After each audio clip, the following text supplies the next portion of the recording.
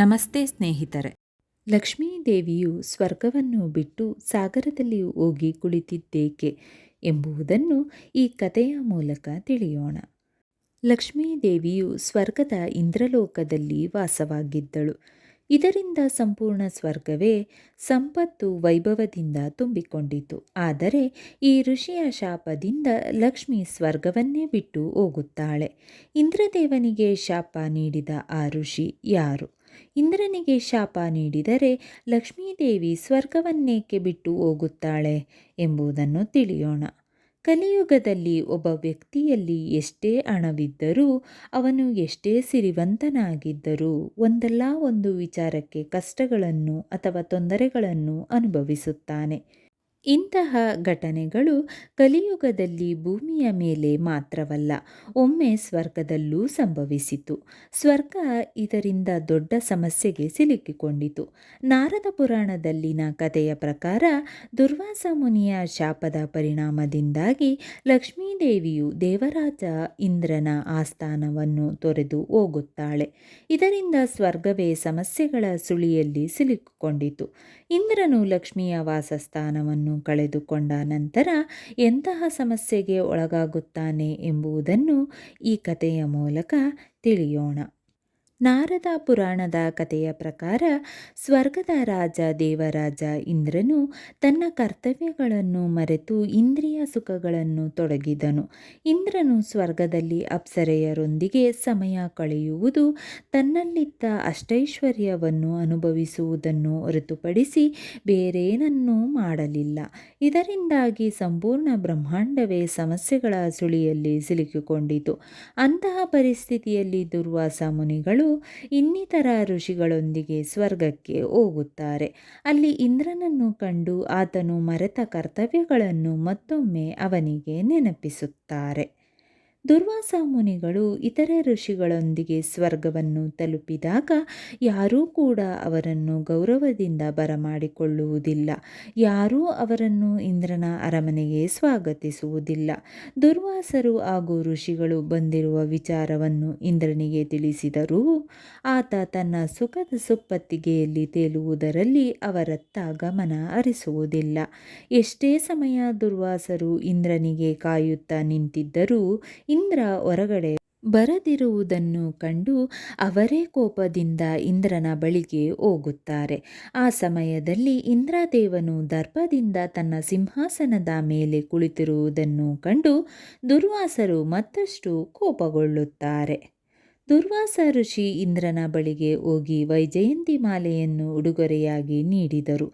ವೈಜಯಂತಿ ಮಾಲೆಯನ್ನು ನೋಡಿ ಇಂದ್ರ ವ್ಯಂಗ್ಯವಾಗಿ ಮುಗುಳ್ನಕ್ಕು ಮಾಲೆಯನ್ನು ತೆಗೆದುಕೊಳ್ಳುತ್ತಾ ಹೇಳಿದನು, ಓ ಮಹರ್ಷಿಯೇ, ನೀನು ನನಗಾಗಿ ಈ ಉಡುಗೊರೆಯನ್ನು ಏಕೆ ತಂದಿದ್ದೀಯಾ? ಇಂದ್ರಲೋಕದಲ್ಲಿ ಮುತ್ತುಗಳಿಗೆ, ಮಾಣಿಕ್ಯಗಳಿಗೆ ಮತ್ತು ರತ್ನಗಳಿಗೆ ಯಾವುದೇ ರೀತಿಯ ಕೊರತೆ ಇಲ್ಲ ಎಂಬುದು ನಿಮಗೆ ತಿಳಿದಿಲ್ಲವೇ? ಸಾಕ್ಷಾತ್ ಲಕ್ಷ್ಮೀದೇವಿಯೇ ಇಂದ್ರಲೋಕದಲ್ಲಿ ವಾಸಿಸುತ್ತಿದ್ದಾಳೆ. ನನಗೆ ಈ ಮಾಲೆಯ ಅಗತ್ಯವೇನು? ನೀನು ಈ ಮಾಲೆಯನ್ನು ಯಾರೋ ಬಡವರಿಗೆ ಉಡುಗೊರೆಯಾಗಿ ನೀಡಬೇಕಿತ್ತು. ಹೀಗೆ ಹೇಳುತ್ತಾ ಇಂದ್ರನು ಹಾರವನ್ನು ನಿರ್ಲಕ್ಷಿಸಿ ಐರಾವತ ಆನೆಯ ಕುತ್ತಿಗೆಗೆ ಹಾಕಿದನು. ಐರಾವತ ಆನೆಯು ಕುತ್ತಿಗೆಯಿಂದ ಹಾರವನ್ನು ತೆಗೆದು ಪಾದಗಳ ಕೆಳಗೆ ತುಳಿದು ಹಾಕಿತು. ಇದರಿಂದ ವೈಜಯಂತಿ ಮಾಲೆ ಮಣಿಗಳೆಲ್ಲ ಚೆಲ್ಲಾಪಿಲ್ಲಿಯಾಯಿತು. ಬಹಳ ದಿನಗಳಿಂದ ತನ್ನ ಕೋಪವನ್ನು ಹತ್ತಿಕ್ಕಿಕೊಂಡಿದ್ದ ಋಷಿ ದುರ್ವಾಸರು ಇಂದ್ರನ ಈ ಅಸಭ್ಯ ವರ್ತನೆಯನ್ನು ಕಂಡು ತುಂಬಾ ಕೋಪಗೊಂಡರು. ಇಂದ್ರನು ತನ್ನ ಕರ್ತವ್ಯಗಳನ್ನು ಮರೆತು ಅದರಲ್ಲಿ ಮುಳುಗಿದ್ದ ಸ್ವರ್ಗದ ಸಂಪತ್ತು ಮತ್ತು ವೈಭವವು ಈ ಕ್ಷಣವೇ ಸ್ವರ್ಗದಿಂದ ಕಣ್ಮರೆಯಾಗಲಿ ಎಂದು ದುರ್ವಾಸರು ಶಪಿಸಿದರು. ಇಂದ್ರ, ನೀನು ಲಕ್ಷ್ಮಿ ಇಲ್ಲದೆ ಇರುವಂತಾಗಲಿ ಎನ್ನುವ ದುರ್ವಾಸ ಋಷಿಯ ಶಾಪವನ್ನು ಕೇಳಿದ ಇಂದ್ರನು ತನ್ನ ತಪ್ಪಿಗೆ ಪಶ್ಚಾತ್ತಾಪ ಪಟ್ಟನು. ಇದಾದ ನಂತರ ಇಂದ್ರನು ತನ್ನ ತಪ್ಪಿಗೆ ಇಂದ್ರನಲ್ಲಿ ಕ್ಷಮೆಯಾಚಿಸಿದನು. ಮತ್ತೊಂದೆಡೆ ಶಾಪದ ಪರಿಣಾಮದಿಂದಾಗಿ ಲಕ್ಷ್ಮೀದೇವಿಯು ಸ್ವರ್ಗವನ್ನು ತೊರೆದು ಸಾಗರದಲ್ಲಿ ಸ್ವರ್ಗದಲ್ಲಿ ಲಕ್ಷ್ಮಿ ಇಲ್ಲದ ಕಾರಣ ಇತರ ದೇವರು ಮತ್ತು ದೇವತೆಗಳು ದೇವತೆಗಳು ಸಹ ತಮ್ಮ ಸಂಪತ್ತು ಮತ್ತು ವೈಭವವನ್ನು ಕಳೆದುಕೊಂಡರು. ದೇವರುಗಳ ಸ್ವರ್ಗೀಯ ಕಿರೀಟವು ಇಂದ್ರನೊಂದಿಗೆ ಉಳಿಯಲಿಲ್ಲ. ಹಣದ ಕೊರತೆಯಿಂದಾಗಿ ದೇವರುಗಳ ಸ್ಥಿತಿಯು ಸಾಮಾನ್ಯ ಮನುಷ್ಯರಂತೆಯೇ ಆಗಿತು. ನಾರದ ಪುರಾಣದ ಕಥೆಯ ಪ್ರಕಾರ ಇದರ ನಂತರ ದೇವರುಗಳು ಮತ್ತು ದೇವತೆಗಳು ತಮ್ಮಲ್ಲೇ ಚರ್ಚೆಯನ್ನು ಮಾಡಲು ಪ್ರಾರಂಭಿಸಿದರು. ಬಳಿಕ ಸಮುದ್ರ ಮಂಥನ ನಡೆದಾಗ ಲಕ್ಷ್ಮೀದೇವಿಯು ಮತ್ತೆ ಸಾಗರದಿಂದ ಕಾಣಿಸಿಕೊಂಡಳು ಮತ್ತು ವಿಷ್ಣುವನ್ನು ವಿವಾಹವಾದಳು. ಲಕ್ಷ್ಮೀದೇವಿಯ ಮರು ಆಗಮನದಿಂದಾಗಿ ಸ್ವರ್ಗವು ಮತ್ತೆ ಧನ ಸಂಪತ್ತಿನಿಂದ ತುಂಬಿಕೊಂಡಿತು. ಈ ಮಂತ್ರವನ್ನು ಅಮಾವಾಸ್ಯೆಯ ದಿನ ಪೂಜೆ ಮಾಡಿದ ನಂತರ 11 ಬಾರಿ ಭಕ್ತಿಯಿಂದ ಪಠಿಸಿ. ನಿಮ್ಮ ಆರ್ಥಿಕ ತೊಂದರೆಗಳನ್ನು ನಿವಾರಿಸುತ್ತದೆ. ಮಂತ್ರ ಈ ರೀತಿ ಇದೆ: ಓಂ ರೀಂ ಶ್ರೀ ಕ್ರೀಂ ಕ್ಲೀಂ ಶ್ರೀ ಲಕ್ಷ್ಮೀ ಮಮ ಗೃಹೇ ಧನ ಪುರಾಯೇ ಧನ ಪುರಾಯೇ ಚಿಂತಾಹೇ ದೂರಯೇ ದೂರಯೇ ಸ್ವಾಹಾ.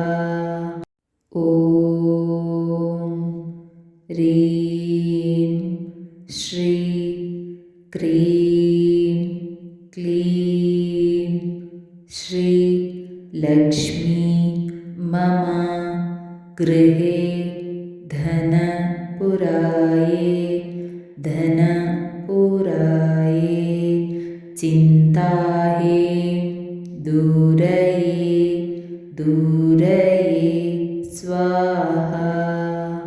ಓಂ ರೀಂ ಶ್ರೀ ಕ್ರೀಂ ಕ್ಲೀಂ ಶ್ರೀ ಲಕ್ಷ್ಮೀ ಮಮ ಗೃಹೇ ಧನ ಪುರಾಯೇ ಧನ ಪುರಾಯೇ ಚಿಂತಾಹೇ ದೂರಯೇ ದೂರಯೇ ಸ್ವಾಹಾ. ಓಂ ರೀಂ ಶ್ರೀ ಕ್ರೀಂ ಕ್ಲೀಂ ಶ್ರೀ ಲಕ್ಷ್ಮೀ ಮಮ ಗೃಹೇ ಧನ ಪುರಾಯೇ ಧನ ಪುರಾಯೇ ಚಿಂತಾಹೇ ದೂರಯೇ ದೂರಯೇ ಸ್ವಾಹಾ. ಸ್ನೇಹಿತರೆ, ಈ ವಿಡಿಯೋ ಇಷ್ಟವಾದಲ್ಲಿ ಲೈಕ್, ಶೇರ್ ಆ್ಯಂಡ್ ಕಾಮೆಂಟ್ ಮಾಡಿ. ಮುಂದಿನ ವಿಡಿಯೋಸ್ಗಳಿಗಾಗಿ ಚಾನಲ್ ಅನ್ನು ಸಬ್ಸ್ಕ್ರೈಬ್ ಮಾಡಿ. ಧನ್ಯವಾದಗಳು.